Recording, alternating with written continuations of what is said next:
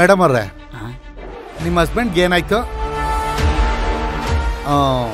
ಎಲ್ಲಾದ್ರೂ ಗಲಾಟೆ ಆಗಿದ್ಯಾ ಅಥವಾ ಏನಾದ್ರೂ ಆಕ್ಸಿಡೆಂಟ್ ಆಯ್ತಾ ಅಥವಾ ಯಾವ್ದಾದ್ರು ಕೇಸಲ್ಲಿ ಇವ್ರೇನಾದ್ರೂ ಏಟ್ ತಿಂದ್ರಾ? ಆ ಥರದ್ದೇನಾದ್ರೂ ಇದ್ರೆ ಹೇಳಿ ಮೇಡಮ್, ನಾನ್ ಕೇಸ್ ಹಾಕಿ ಸರಿಯಾದ ಕಾಂಪನ್ಸೇಷನ್ ಕೊಡ್ಸ್ಕೊಡ್ತೀನಿ. ನನ್ನ ನಂಬಿ ಮೇಡಮ್. ಸರ್, ಮೊದ್ಲು ನಮ್ ರಾವಣ್ ಕೇಸ್ನ ಕ್ಲಿಯರ್ ಮಾಡ್ಕೊಡಿ ಸಾಕು. ಅದಕ್ಕೆ ಅಲ್ವಾ ಮೇಡಮ್ ನಾನು ಇಲ್ಲಿಗೆ ಬಂದಿರೋದು.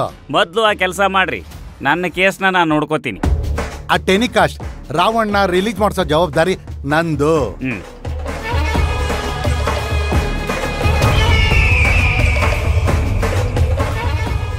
ನಮಸ್ಕಾರ ಮೇಡಮ್. ನಮಸ್ಕಾರ.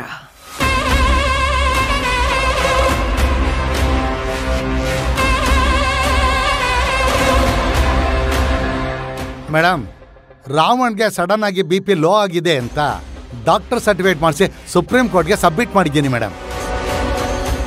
ನೆಕ್ಸ್ಟ್ ಮಂತ್ಗೆ ಹಿಯರಿಂಗ್ ಡೇಟ್ ಇದೆ. ಇನ್ನೊಂದು ತಿಂಗಳೊಳಗಾಗಿ ನನಗೆ ಆ ಟೆಲಿಕಾಸ್ಟ್ ಶಿವಗಾಮಿಯಿಂದ ಸೈನ್ ಬೇಕು ಮೇಡಮ್.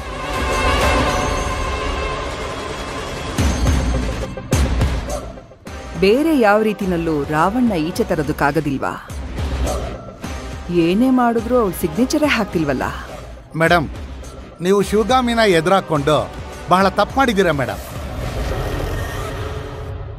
ಆಕೆನ ಎದುರಿಸಿ ಬೆದರಿಸಿ ಸೈನ್ ತಗೊಳ್ತೀನಿ ಅಂತ ಏನಾದರೂ ನೀವು ತೀರ್ಮಾನ ತಗೊಂಡಿದ್ರೆ ಅದು ನಿಮ್ಮ ತಪ್ಪು ನಿರ್ಧಾರ ಮೇಡಮ್.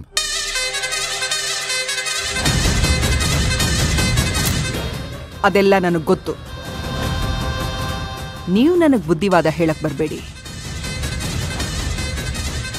ನಿಮ್ಮಿಂದ ಏನ್ ಸಹಾಯ ಆಗುತ್ತೆ ಅನ್ನೋದು ಮಾತ್ರ ಹೇಳಿ. ನೋಡಿ ಮೇಡಮ್, ನಿಮ್ಮ ಮಗ ರಿಲೀಸ್ ಆಗಬೇಕಾದ್ರೆ ಅದು ಕೇವಲ ನನ್ನೊಬ್ಬನಿಂದ ಮಾತ್ರ ಸಾಧ್ಯ ಇಲ್ಲ. ಅದಕ್ಕೆ ನಿಮ್ಮ ಸಹಕಾರನೂ ನನಗೆ ಬೇಕಾಗಿದೆ. ನೀವು ಹೀಗೇನೆ ತಪ್ಪು ಮೇಲೆ ತಪ್ಪು ಮಾಡ್ತಾ ಹೋದ್ರೆ ಅದು ನಿಮ್ಮ ಮಗನ ಮೇಲೇನೆ ತಿರುಗಿ ಬೀಳುತ್ತೆ. ನೋಡಿ ಮೇಡಮ್, ನಿಮ್ಮ ಮನೆಯವರಿಗೂ ಶಿವಗಾಮಿಗೂ ಸಂಬಂಧ ಇದೆ ಅಂತ ನೀವು ಪ್ರಚಾರ ಮಾಡೋದು ಹೊರಟಿದ್ದು, ಹಾಗೇನೆ ಶಿವಗಾಮಿ ಗ್ರೀನ್ ಟೀನಲ್ಲಿ ವಿಷ ಹಾಕಿದ್ಲು ಅಂತ ನೀವು ಸೃಷ್ಟಿಸಿದ್ದು, ಇದೆಲ್ಲ ಏನಾದರೂ ಸುಳ್ಳು ಅಂತ ಗೊತ್ತಾದ್ರೆ ನೀವು ಜೈಲ್ಗೆ ಹೋಗ್ತೀರಾ ಮೇಡಮ್.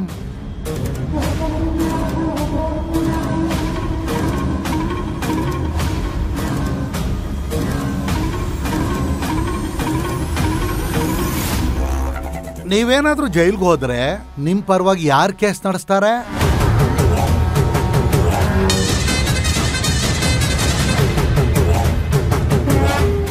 ಕಾನೂನನ್ನ ಅಷ್ಟೊಂದು ಹಗುರವಾಗಿ ತಗೊಳ್ಬೇಡಿ ಮೇಡಮ್. ಕೆಲವು ಸಲ ಅದು ನಿಮ್ಮನ್ನ ರಕ್ಷಣೆ ಮಾಡೋ ಮನೆ ತರ ಕಾಣುತ್ತೆ. ಹೆಚ್ಚು ಕಡಿಮೆ ಆದ್ರೆ ಅದೇ ಮನೆನೇ ನಿಮ್ಮ ಮೇಲೆ ಕುಸಿದ್ ಬೀಳುತ್ತೆ.